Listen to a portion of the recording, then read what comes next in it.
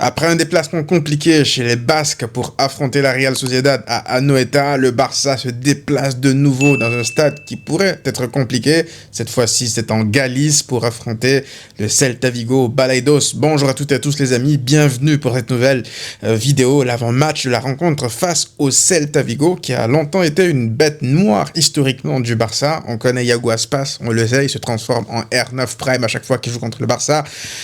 Sans Lamine Yamal. Mais figurez-vous que je pense que le Barça est capable d'aligner malgré tout un 11 assez équilibré pour justement pallier à l'absence de Lamine Yamal. Je vous présenterai mon 11 type en deuxième partie de vidéo, mais pour l'instant on va se concentrer sur quelques-unes de vos questions. Avant d'aller plus loin les amis, cette vidéo vous est présentée par SofaScore qui sponsorise la chaîne, qui sponsorise cette vidéo. Je les remercie pour la confiance. N'hésitez pas les amis à télécharger l'application à travers mon lien dans la description parce qu'il y a de nouvelles modifications. Il y a une mise à jour, vous pouvez retrouver pas mal de nouveautés avec justement les arrivées, les départs des joueurs dans les différents clubs. Vous pouvez voir les transferts que vous pouvez suivre en direct sur l'application.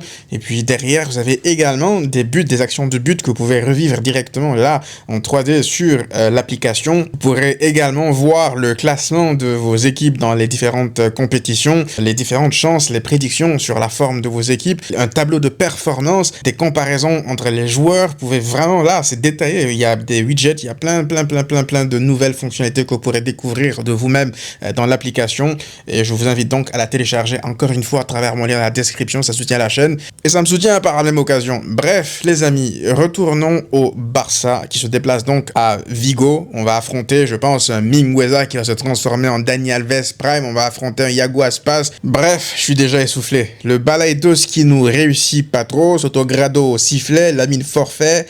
Aïe, aïe, aïe. Oui, mon ami, il y a de quoi dire aïe, aïe, aïe. Parce que parlons vite fait de Sotogrado. Parce qu'on a tendance à oublier que si le Barça a perdu juste avant la trêve internationale, ben l'arbitrage y était pour beaucoup. Mais vous savez, le pire dans tout ce qui s'est passé par rapport au match contre la Sociedad, c'est pas le fait que le Barça, en fait, se soit fait voler, ce qu'on a vu en Mondovision, tout le monde l'a vu, il n'y a même pas à discuter dessus. Le problème, c'est que derrière, la Liga, des erreurs d'arbitrage flagrantes, même des vols, ça a déjà arrivé en première ligue. Qu'est-ce qui s'est passé derrière? On a vu des mea culpa. Juste reconnaître leurs erreurs, c'est simple, en fait. C'est pas compliqué. Tu t'es trompé, tu as fait une erreur, reconnais-la au moins. Mais non, là, la Liga, ils sont en train d'essayer de garder leur ego dans le plafond et de vouloir nous dire ici que non, il n'y a pas eu d'erreur, la Liga ne s'est pas trompée. C'est très grave ce qui s'est passé. Vous savez, si au moins tu reconnais qu'il y a une erreur, tu peux essayer de t'améliorer pour essayer de changer les choses. Donc là, on n'a même pas la garantie que ça n'arrivera pas de nouveau. C'est ça qui est inquiétant pour la suite. Parce que le Sotogrado, là, on va parler de lui,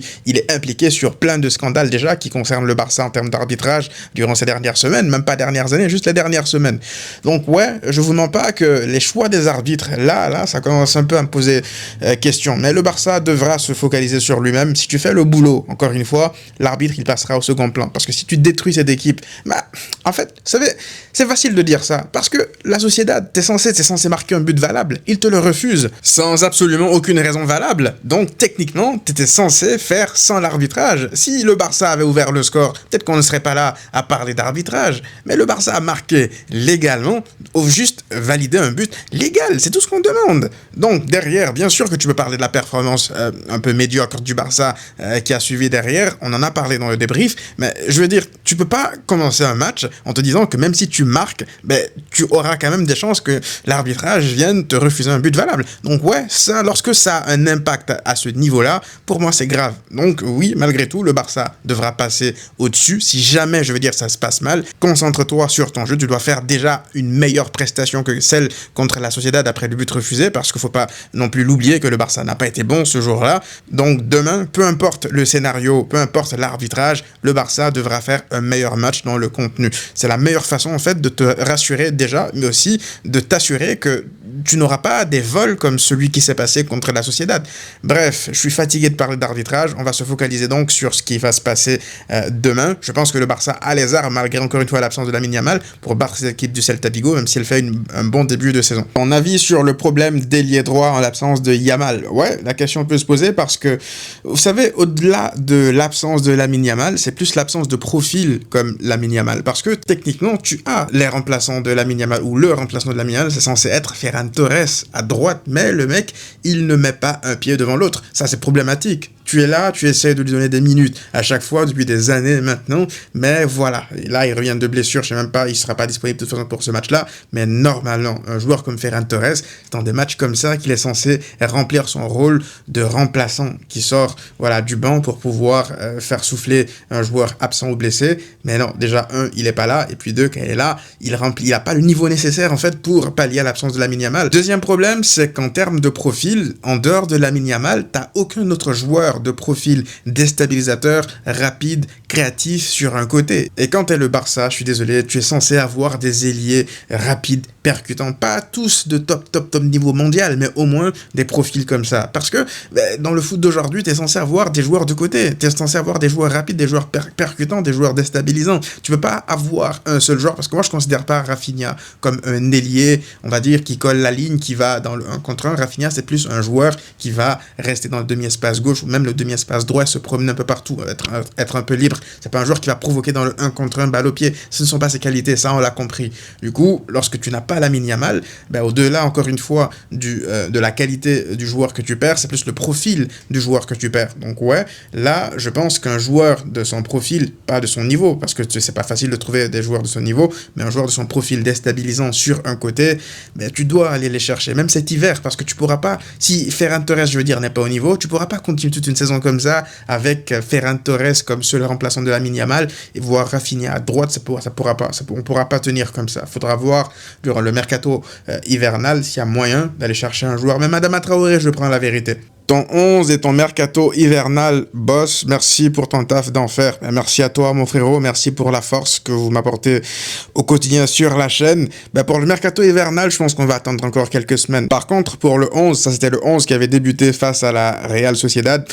Déjà, de base, moi, le 11, il me plaisait pas parce que l'incorporation ici de Frenkie de Jong, franchement, ça a chamboulé beaucoup de choses parce que Pedri a dû jouer beaucoup plus haut ici à ce poste de numéro 10 et puis Fermin ici, qui n'a techniquement pas occupé ce poste d'ailier droit. Du coup, c'était un peu le désert à droite, d'autant plus que Koundé ne peut pas animer un côté droit à lui tout seul. Déjà, avec Lamine Yamal, il se débrouillait pas mal, il se comprenait pas mal, mais le seul, c'était beaucoup plus compliqué pour lui. Du coup, je pense que là, avec Frenkie de Jong, il est pas du tout prêt pour débuter des matchs. Je vais le sortir du 11, je vais remettre comme ça Pedri dans le double pivot avec Casado, parce que tu as besoin de Pedri déjà ici, qu'il touche beaucoup plus de ballons. Franchement, là, Pedri, il est à 100%, même s'il n'a pas marqué son péno face au Danemark, il me semble, ou la Suisse, je sais plus, lors du dernier match de la Laura. Mais voilà, Pedri, plus il touche le ballon, mieux c'est pour le Barça, parce que en termes de construction, il va créer des occasions, il va beaucoup participer au jeu. Lui et Casado, ils se complètent très bien. Donc là, je veux pas toucher à ça, parce qu'il y a un équilibre qui s'est créé grâce à ça.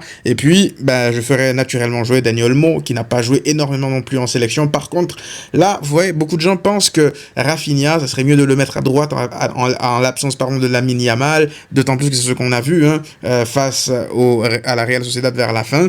Mais moi, vous savez, je préfère les joueurs à leur meilleure position. Du coup, ce que moi, je ferais, sincèrement, Rafinha, je le garderais dans ce demi-espace gauche-là. Et là, vous me direz, ouais, mais on risque d'avoir le même problème que la dernière fois. Mais non, pourquoi? Parce que moi, je ferais jouer qui? Dani Olmo, à droite. Parce que Dani Olmo, beaucoup de gens l'oublient, mais il a joué toute la saison dernière à droite à Leipzig. Donc, je ne pense pas que ça soit un poste étranger pour lui. C'est un joueur extrêmement polyvalent. On le disait, c'est pas un Ferran Torres, c'est un joueur qui est capable de jouer à son meilleur niveau, pas je veux dire aussi bon que lorsqu'il joue en numéro 10 ici, mais lorsqu'il joue à droite, il peut faire le taf en fait. Il peut dribbler, il peut provoquer, c'est un joueur intelligent. Ça va être largement mieux, je pense, que si tu mets Rafinha là, qui n'est pas du tout à l'aise dans le 1 contre 1.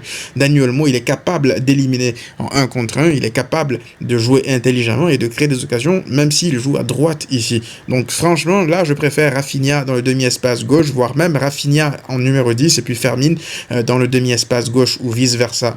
Vous me direz qu'est-ce que vous en pensez dans les commentaires, mais moi c'est le 11 que j'alignerais face au Celta Vigo, parce que voilà, l'expérimentation face à la Real Sociedad avec Frenkie de Jong derrière et puis Pedri en 10, c'est trop peu pour moi. Puis on verra avec l'évolution du match quel changement effectuer. Donc voilà les amis, dites-moi vous qu'est-ce que vous en pensez dans les commentaires. On se retrouve très rapidement pour le débrief juste après le match. D'ici là, prenez tous soin de vous et à très vite.